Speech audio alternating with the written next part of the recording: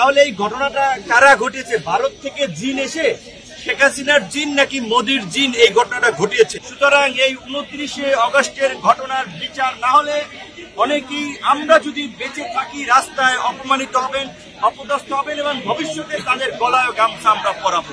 গণমাধ্যম বা মিডিয়া এসেছে যে জাতীয় পার্টি এবং গণ অধিকার পরিষদের সংঘর্ষে প্রকৃতপক্ষে জাতীয় পার্টির সাথে আমাদের কোনো ওই রকমের ভাবে সংঘর্ষ হয় নাই।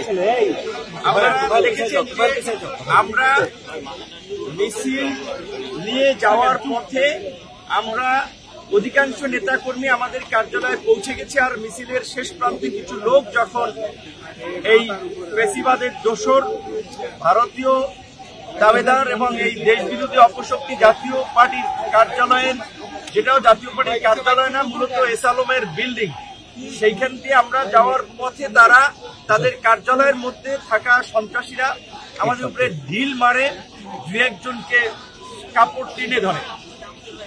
আমরা কিন্তু অনেকে তখন আমাদের কার্যালয়ের সামনে চলে আসছি। আমরা সংবাদ সম্মেলন করার জন্য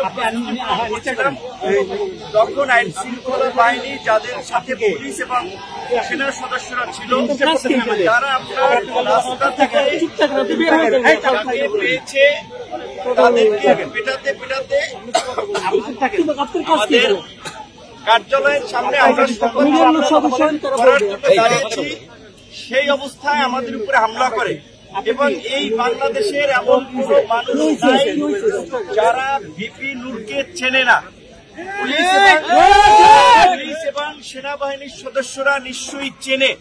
তারা আপনারা দেখেছেন চিনেই কি কৌশলে, কেউ বাঁশ দিয়ে, কেউ লাঠি দিয়ে, কেউ মাথায়, যে যেভাবে পারছে সেভাবে আঘাত করেছে।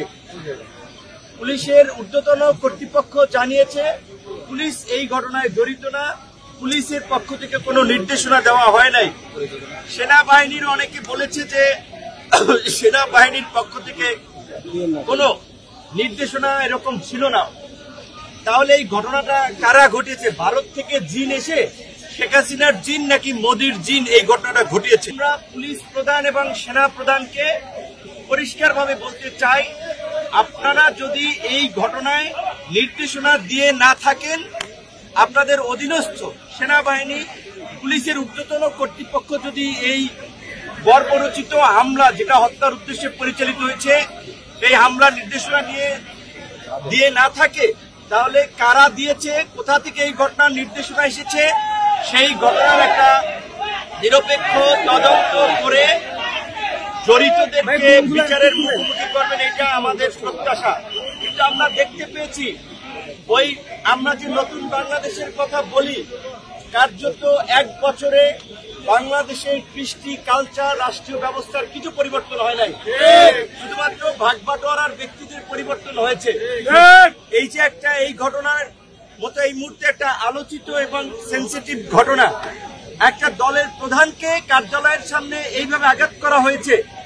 আমারটা আপনারা মিডিয়াতে গুরুত্ব দিয়ে ফলো করে প্রচার করেছেন। আমি দেশ থেকে সিঙ্গাপুরেও গিয়েছি, কিন্তু আমাদের ছাত্র যুব অনেক নেতারা গুরুতর আহত হয়েছে। সুতরাং এই 29শে অগস্টের ঘটনার বিচার না হলে অনেকেই আমরা যদি বেঁচে থাকি রাস্তায় অপমানিত হবেন, অপদস্থ হবেন এবং ভবিষ্যতে তাদের গলায় গামছা আমরা পরাবো।